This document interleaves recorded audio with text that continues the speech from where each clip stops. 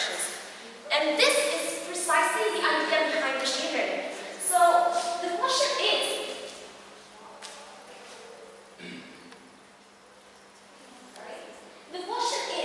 can we get computers to learn from experience?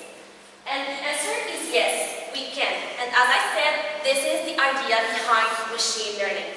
Of course, for computers, the past experiences have another name. It is called data.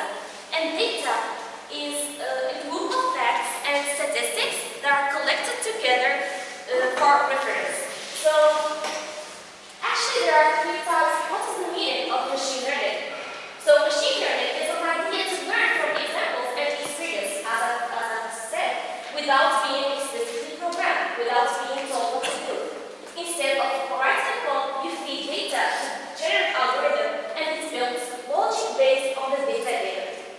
Actually, there are three types of machine learning: supervised learning, unsupervised learning, and reinforcement learning.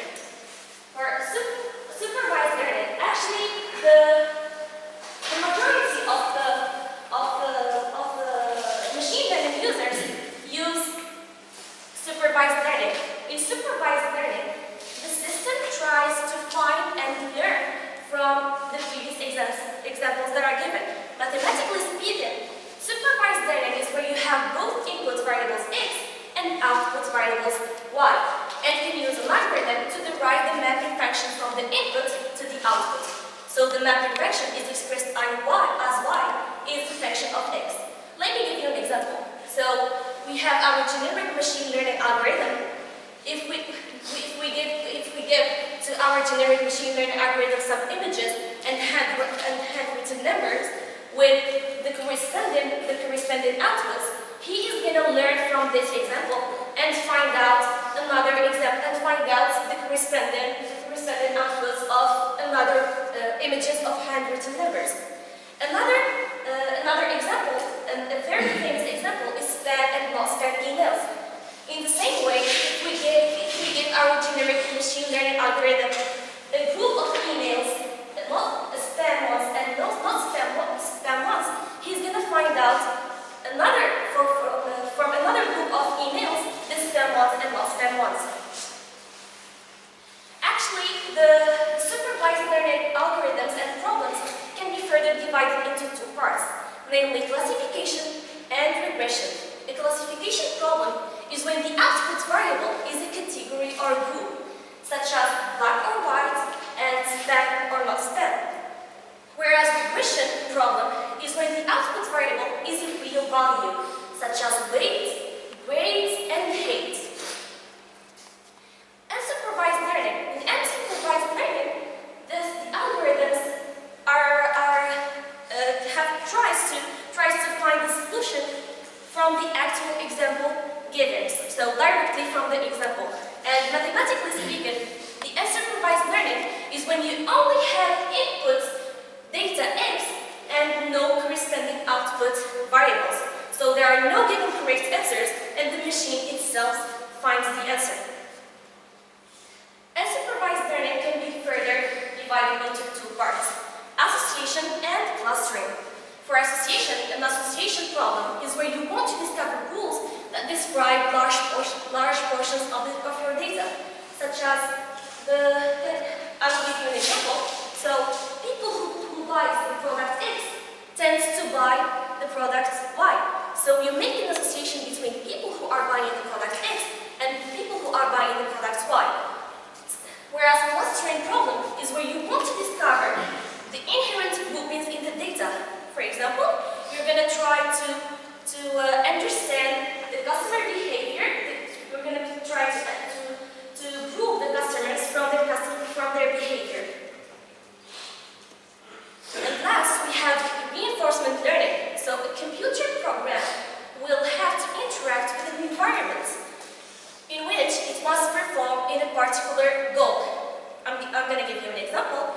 When the computer is playing a game, such as cards, or when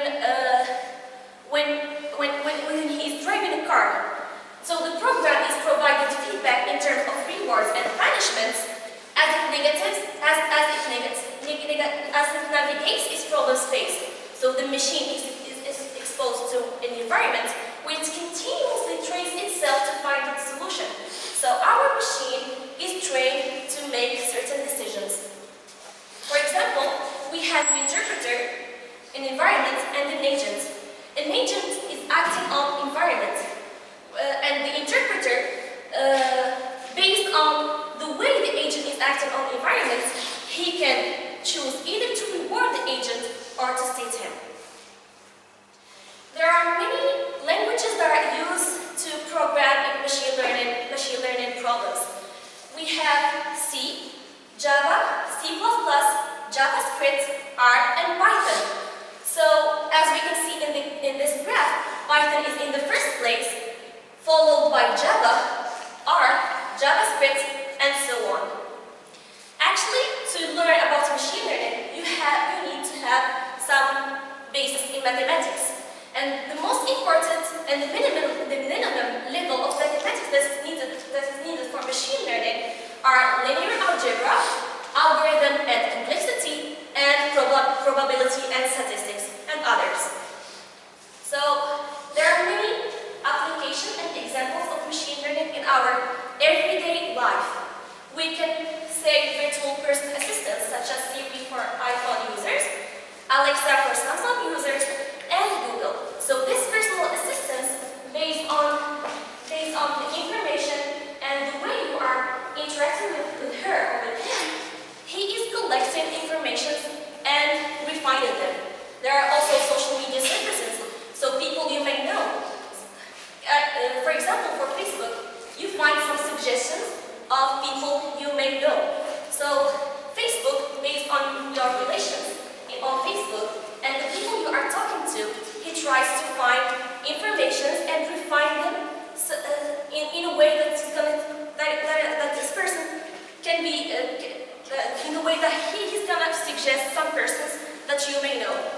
Face recognitions, for example, for unlocking your phone, or when you post some photo on Instagram and on Facebook, Facebook recognizes this person and asks you if you want to tag him. Similar pens, so search engine results refinement. For example, when we type machine learning on Google, we find the most important results about this subject, and this is using machine learning.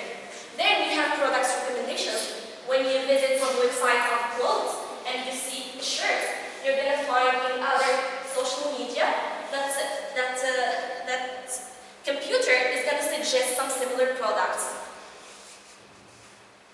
Now, let's talk about some basic algorithms in machine learning. First of all, we have linear regression.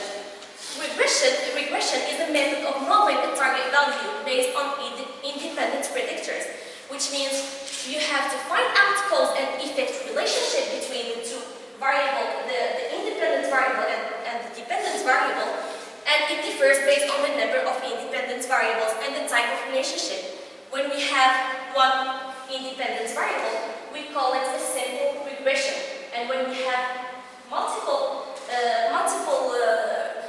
inputs variables, we call it multiple regression.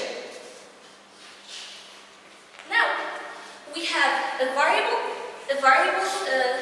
we have an independent variable and a dependent variable. So x in the x-axis and y in the y-axis.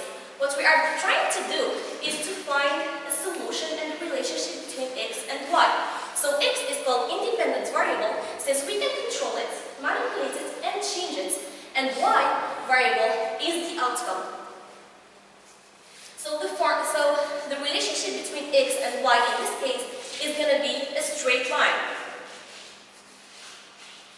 Now, we are trying to find out how is going to y act when x changes.